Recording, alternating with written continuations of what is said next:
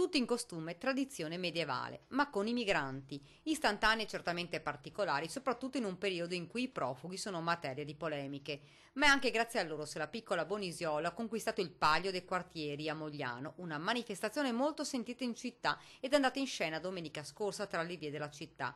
Un gruppo folto dai colori sgargianti bianco ed arancione ha vinto questa edizione, sfilata con sbandieratori e figuranti in costume, una gara vera e propria, e a portarsi a casa la vittoria è stata proprio la formazione che schierava, oltre ai residenti del quartiere, gli ospiti della comunità di accoglienza gestita dalla cooperativa Codex, che partecipano volontariamente a molte attività curate dall'associazione di quartiere.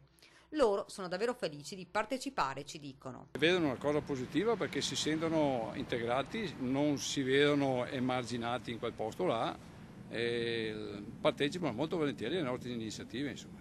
Ci sono pochi giovani qui da noi, ci spiega Margherita Piasin, consigliere comunale, per loro è una bella festa. Poi li facciamo giocare perché noi siamo tutti un po' di una certa età e quindi loro sono giovani e forti e quest'anno siamo riusciti a vincere il palio con